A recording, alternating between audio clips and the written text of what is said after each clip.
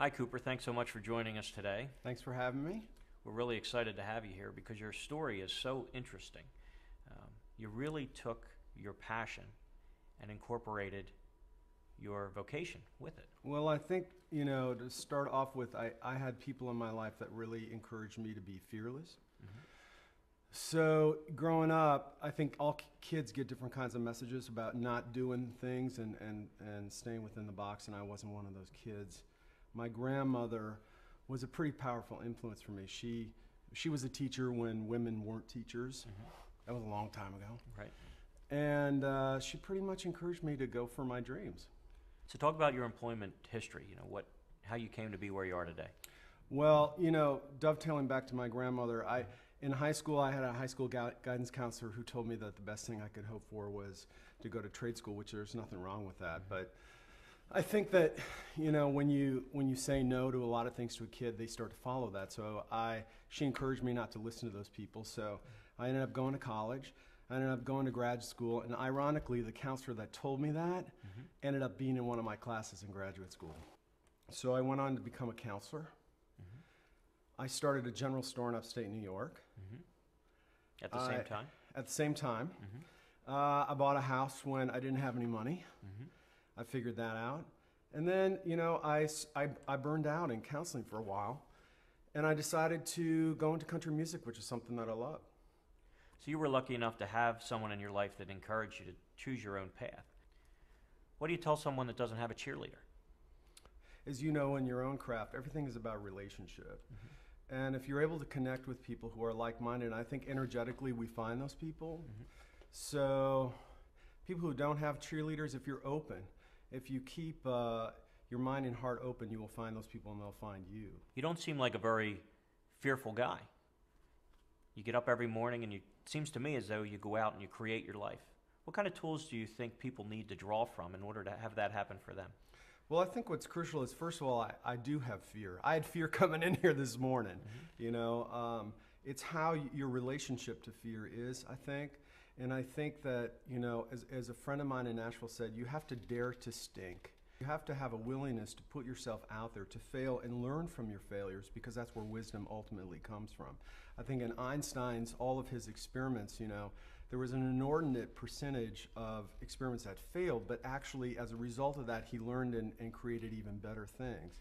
How do you think someone becomes a master at what they do?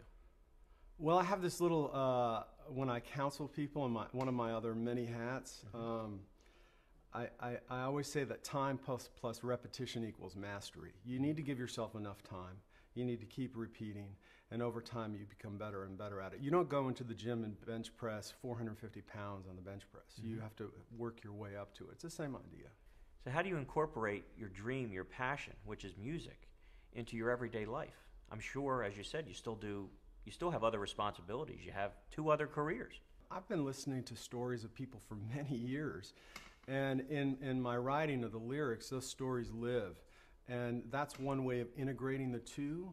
And I also do charity work. I'm a spokesperson for DKMS, which is the world's largest bone marrow matching program.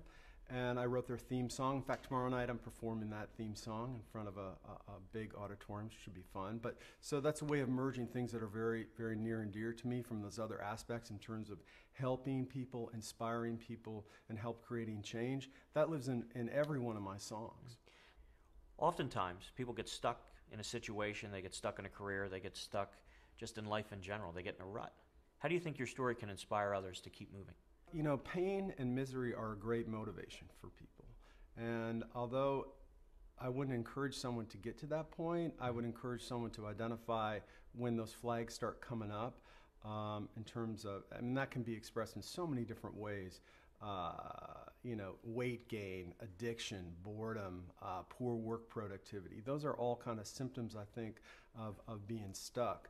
But so you have to recognize it, certainly that there is a problem. When you start to then develop a specific plan, with specific manifestation or thought or intention, really starts to come, the magic starts to happen after that. How do people develop that plan in their mind? You know, for me, I write my plan down, and I'm one of those kind of freaky people who puts notes up in his life in many different places to remind myself, because I think that we get caught in that kind of that fast track of life and we forget. It's like prayer. Prayer for many people is a form of specific intention, you know, so it can be things that other people have written. It can be things that you've written for yourself. But I have very specific goals in my life.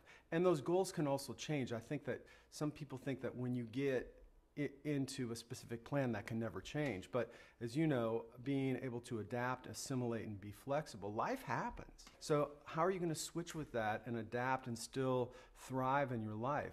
So you have to have some flexibility in your plan too.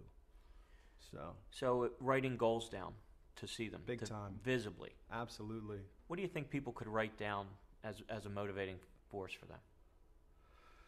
Well, I think it all depends. You know, it depends what gets you going in the morning. You know, I have my things are, as we talked about, are music, you know, and about helping people. So if those elements aren't in my life, you know, then I have to reestablish the plan and look at it, because I think that, and I tell my clients this too, your decisions need to be value-based. And I'm not talking about someone else's set of values. You need to really define what your set of values, what's important to you.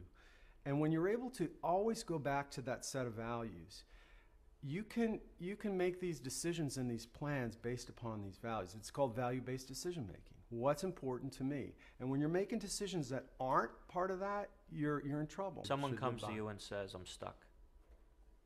First thing I ask is, what's important to you? What's important? Yep, before stuckness.